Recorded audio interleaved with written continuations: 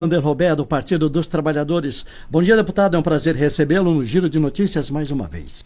Bom dia, João Flores. Bom dia a todos os ouvintes do programa Giro Estadual de Notícia. Bom dia, a Marabá FM 93.9 de Maracaju, Band FM 100.9 de Fátima do Sul e Grande Dourados, a Montana FM 89.9 de Inocência, Serra FM 106.5 de Rio Verde, Mato Grosso, Serrana FM 88.7 de Nhoaque e a Band FM 88.5 de Paranhos e Corumbá FM 98.9 de Corumbá.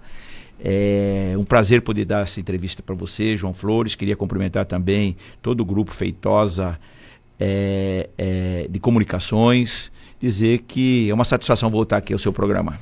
Deputado, há muito que eu queria pessoalmente conversar com o senhor para saber qual é a sensação de saber que depois de o senhor ter a imagem avacalhada, achincalhada, acusada, né? E agora o senhor está livre, absolvido pela segunda turma do Supremo Tribunal Federal, que absolveu o senhor na última sexta-feira, dia 21. O senhor está absolvido pela denúncia de suposto desvio de recursos da BR Distribuidora, ex-subsidiária da Petrobras, no âmbito da Operação Lava Jato.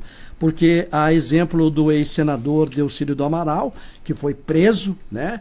E depois a justiça fala, peraí, desculpa, não tem nada a ver, foi mal, foi engano. Como é que o senhor sente? Porque não dá para reparar essa perda da imagem do senhor pública que foi feita pela própria justiça. Verdade, João.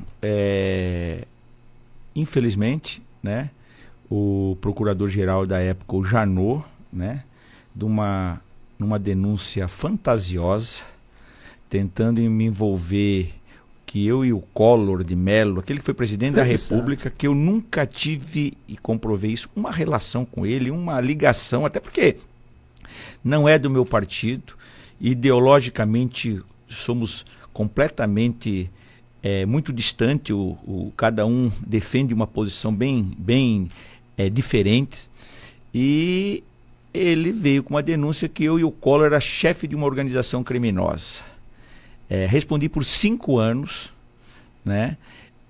Isso que você falou, ninguém paga ou vai reparar esse prejuízo que eu tive, tanto político como financeiro, porque isso acaba destruindo a gente que é político, a gente vive da imagem da gente, né?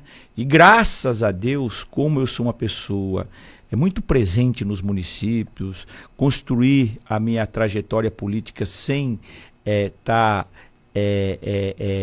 tripudiando em cima de ninguém, né? Sou duro nas minhas posições, mas jamais fiz política tripudiando em cima de outras pessoas ou falando mal de outras pessoas.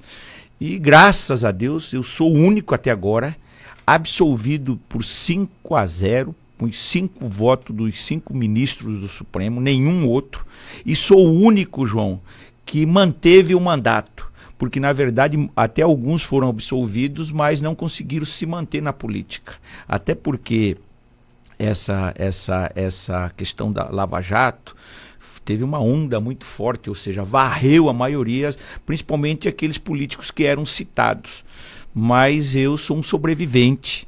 Não guardo mágoa, até porque não faço política com rancor, né? Vou tomar e estou tomando as providências jurídicas agora para tentar reparar os prejuízos, pelo menos o prejuízo financeiro que eu tive.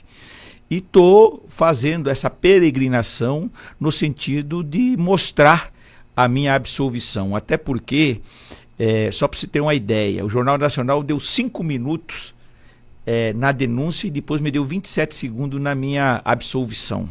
Né? Olha o quanto o tratamento é desigual, mas graças aos amigos, graças à minha assessoria, graças à minha família, eu estou em pé, vivo, tenho um orgulho muito grande, sou o único político com 5 mandatos consecutivos, na história do Mato Grosso do Sul, só eu e o Nelson Trade pai tivemos 5 mandatos, né?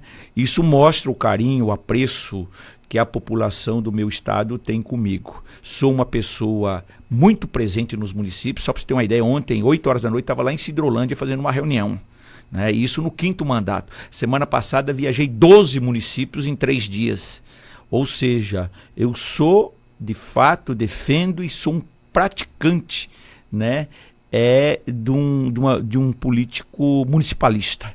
Eu nasci em Porto Murtinho, minha cidade é uma cidade muito pequena, saí muito cedo de lá, né? Sei o quanto os municípios precisam dos equipamentos, seja na área da saúde, da educação, da infraestrutura, da cultura, do esporte, do lazer.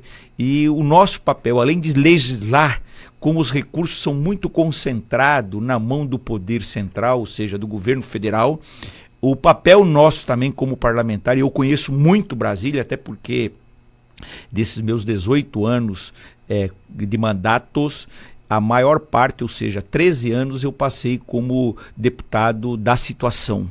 Então eu conheço como que aquilo funciona, sou uma pessoa que tem uma habilidade muito grande, sou o deputado que mais tem viabilizado os investimentos para os municípios, né? E isso, evidentemente, que me credencia como esse político municipalista e muito presente nos municípios. Então tenho um orgulho muito grande de ser esse representante, um dos 8 representantes do meu estado em Brasília. 8h15 no Giro de Notícias, estamos conversando com o deputado federal Wander Lobé, do Partido dos Trabalhadores.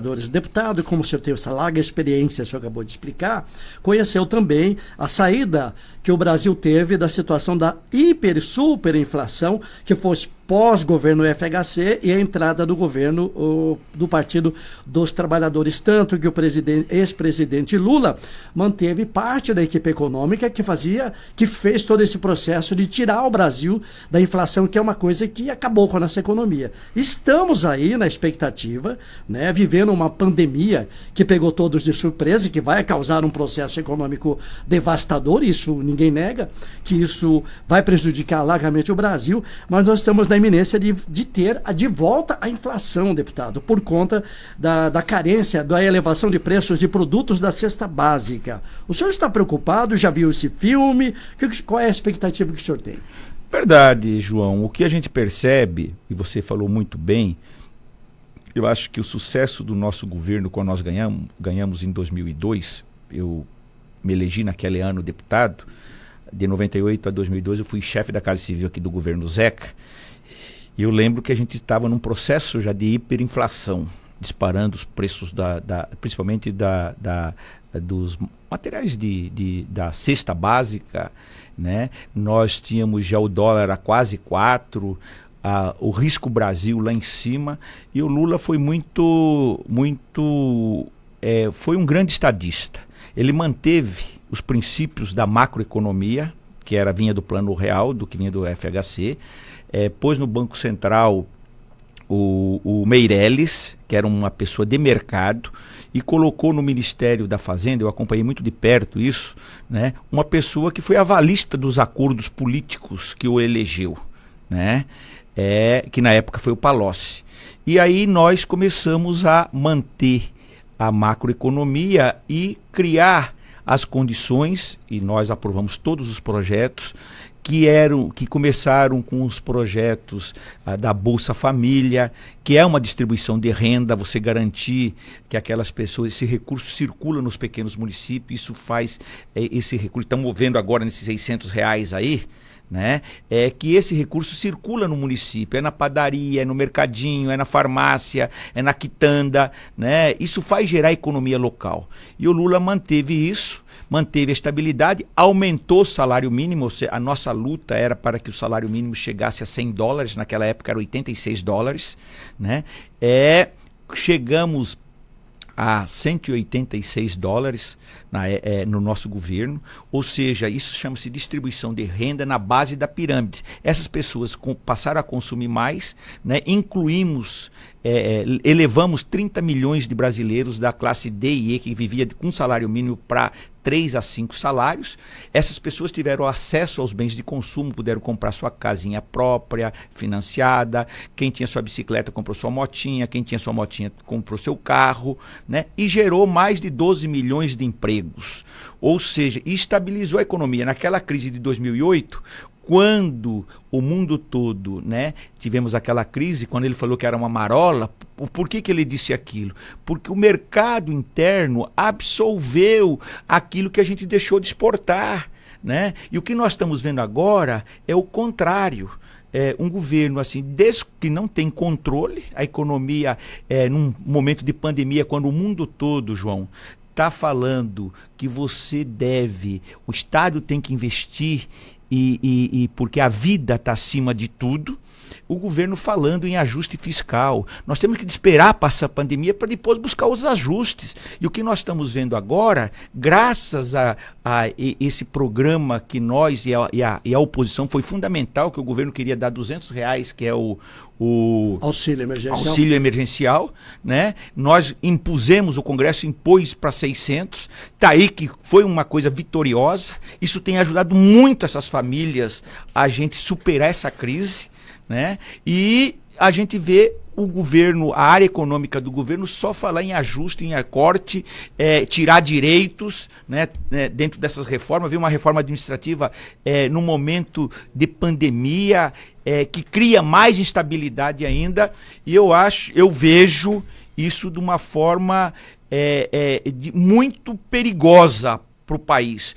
E aí, ao mesmo tempo, né, a cesta básica aumentando o preço. O arroz está quase R$40, o botijão de gás foi para 80, a gasolina, tudo aquilo que ele combatia, que era metade do preço na época da Dilma, né? A gente via aquelas cenas na frente de um posto, a mulher tirando a roupa, que a gasolina estava R$2,80, né? R$2,80. E a época, né? Lá, Ou seja, o que eu vejo, João? Eu vejo que a gente tem que tomar todo cuidado, né?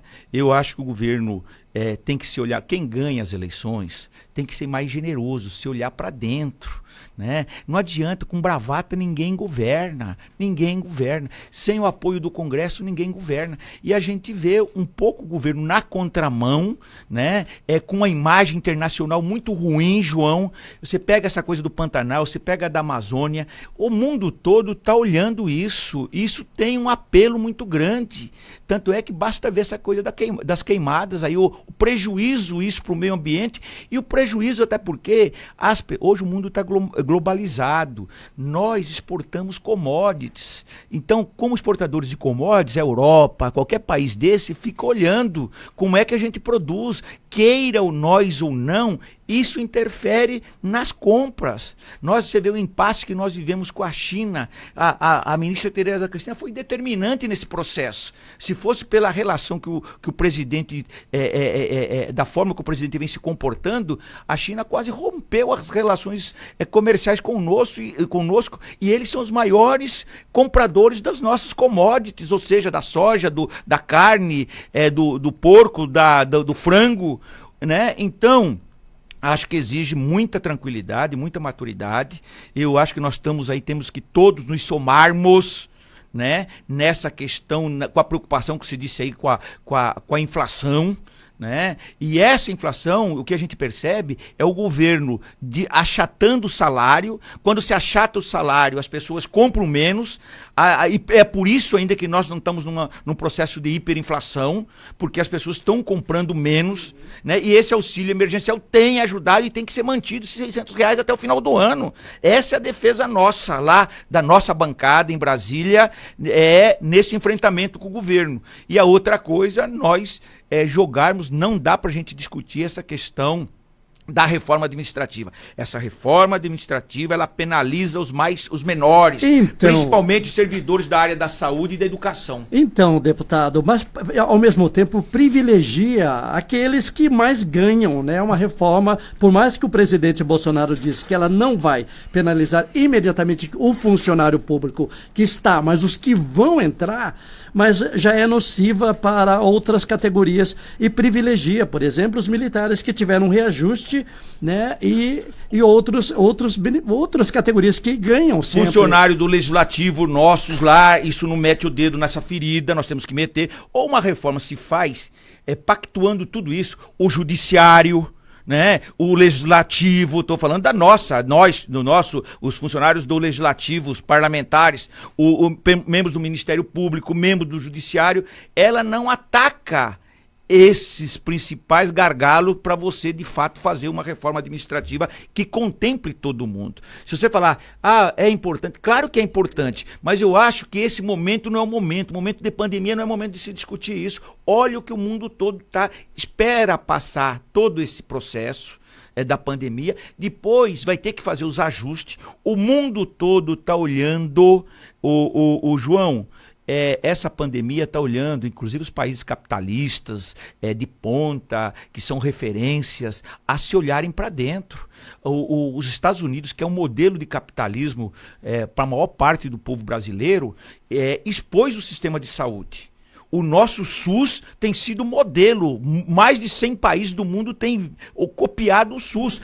Você pode falar assim, falta mais dinheiro. Mas o ministro Mandetta mesmo era um que tinha uma posição, tinha uma certa coisa com relação ao SUS. Como ministro, ele percebeu o sistema como é que é. O sistema é um dos sistemas mais perfeitos que nós temos. Ou seja, quem não tem renda, que vai lá, ele é atendido. Nos Estados Unidos morre como morreu milhares, né? Com toda uma economia forte, com todo um país capitalista que é modelo de capitalismo aí no sistema capitalista, se ficou exposto com relação a essa questão dessa pandemia na questão da saúde. Mas só foi assim para reconhecer a importância do SUS, né, deputado? Aí verdade. Todo mundo olha e fala, puta, o sistema SUS é vanguarda em relação aos outros países. E nós países. Só não estamos melhor no SUS, João, porque acabaram na época, foi uma das únicas derrotas, acho que do governo Lula ou da Dilma, com relação à CPMF, que era para a saúde. Sim. Se nós tivéssemos... E se tem um imposto dos mais justos é a CPMF, porque cada um paga conforme ele tem o de recurso que ele ganha, o do salário que ele ganha.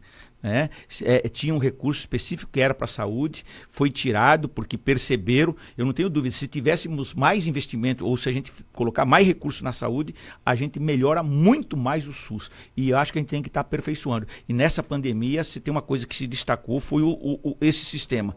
E isso tem nos permitido mantermos muitas vidas, principalmente das pessoas mais pobres. É verdade. Deputado, para encerrar, o senhor tem um carinho especial pelos produtores da agricultura familiar e tem evidenciado aí vários benefícios, várias máquinas e equipamentos para essa categoria que produz, e quando o agricultor ele não pode vender a abóbora, ele troca pela banana. É verdade. Ele dá um jeito, ele sobrevive. A agricultura familiar ainda, ela não teve um olhar que merecia, deputado. Como é que o senhor vê o futuro de quem realmente produz comida na mesa do brasileiro e não planta soja para exportar, deputado? Ô João, 70% do que chega nas nossas mesas na cidade vem da agricultura familiar. 70%. E ela não é incompatível, a agricultura familiar, com a agricultura em escala, ou do agronegócio, a soja, o milho, né? Pelo contrário, elas se completam. O que precisa ter você não trata iguais os desiguais. Os grandes hoje, eles têm subsídio no financiamento da safra. Você paga juro de 4,5%, 5% ao ano, né? Que é correto e que nós ampliamos muito no período que nós fomos governo. O Lula renegociou a dívida com o Banco do Brasil dos produtores. Eles se capitalizaram no período do nosso governo, e eu vejo às vezes muitos produtores rurais ainda falando mal da gente, né? Do outro lado, a agricultura familiar nós temos, e eu particularmente, o deputado Zeca, quando foi deputado junto comigo, nós, numa parceria com o governador Reinaldo, nós fizemos bastante investimentos e a gente tem ampliado esses investimentos. Porque o problema não é só você dar o trator, os implementos. Nós temos que verticalizar a agricultura familiar. O que é verticalizar? Nós temos que tomar todo o cuidado, desde a recuperação do solo. Você tem que ter o adubo ali. Para isso, você tendo o adubo, você tem que ter assistência técnica, você tem que ter o agrônomo através da Agraer ou de outros órgãos do governo federal. Você tem que ter o trator com os implementos para você melhorar a terra, né, fazer o plantio, e você tem que ter depois estimular a produção, e depois daquilo que eles produzem, você tem que agregar valor naquilo, as agroindústrias. Então, e depois das agroindústrias, você tem que ter um espaço de comercialização desses pequenos. Senão o atravessador vai lá e compra tudo a preço de banana, né? Você não troca por banana, compra a preço de barato, ou seja, não é verdade? Deputado, ou seja, banana mais. É barato, né? Só para você ter uma ideia, João, e a gente tem feito muito isso. E a gente as pessoas, e a maioria agora da classe política, e eu fiz um trabalho muito grande de articulação com isso, começaram a perceber da capilaridade que as famílias da agricultura familiar, ela não vive só lá no campo, ela tem parente na cidade, então isso tem uma capilaridade muito grande. E nós temos agora na Agraer, só para você ter uma ideia, 108 milhões para ser gasto via Agraer. Não é agora só para compra. Nós estamos fazendo, eu, a Tereza e o Zeca, temos uma emenda de 27 milhões que nós estamos praticamente, vamos zerar junto com os escritórios da Agraer que nós temos em cada cidade. Eles nos forneceram as demandas, não só dos tratores, mas dos implementos que precisa. Com isso, nós esperamos zerar essa parte e aí fazer o processo. Com o Reinaldo, nós fizemos 10 centros de comercialização. E o próximo passo são as agroindústrias, seja ela da mandioca, seja ela das cadeias produtivas, da frutas, né? Nós temos um exemplo, por exemplo, em Santa Terezinha ali em Itaporã. Lá tem mais de 15 hectares de goiaba que se perdia quase 80%, porque não dava conta de fazer o processo da agroindústria. Eu e o Zeca colocamos, hoje eles produzem, não só produzem a goiabada cascão, eles produzem o suco para merenda escolar, que vende para as prefeituras. Ou seja, você agregou valor para aquelas famílias. A renda dessas famílias melhoraram muito. E é isso que vai fazer segurar as pessoas no campo. Eu falo o seguinte, João, para encerrar, é inadmissível nós aqui, um produtor da agricultura familiar, nosso, tirar R$1.500 e olhe lá, enquanto que no Paraná, Santa Catarina, no Rio Grande do Sul, qualquer produtor rural da agricultura familiar, porque eles têm tecnologia, eles tiram 7 a 10 mil reais, essa é a média dos produtores. O cara que planta 1 hectare de moranguinho lá, mas com tecnologia, eu estava conversando com eles, eles tiram 10, 12 mil reais limpo e geram 4, 5 empregos, ou da sua família ou terceiros. É isso que nós precisamos fazer aqui. Nós estamos num processo, isso você não faz do dia para a noite, e eu tenho me dedicado muito nessa questão, e tenho um orgulho muito grande. Ontem mesmo recebi uma associação aqui na saída para 040 ali, né? Que estão produzindo uvas, né? Fazendo vinhos.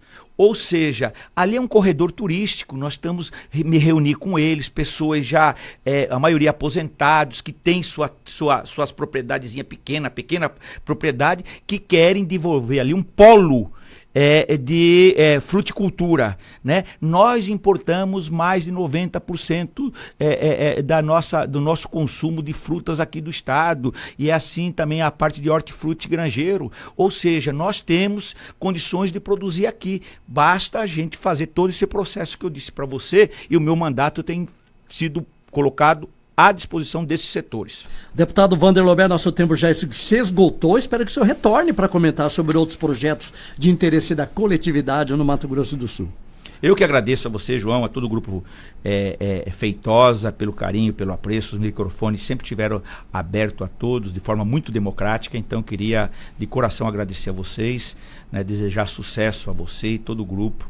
E estou à disposição também, como amigo, como podendo informar, como parlamentar, podendo informar as nossas ações do nosso mandato. E para isso é muito importante que um veículo como o de vocês, democrático, nos permita estar dialogando com esses setores importantes e que são os ouvintes do Grupo Feitosa.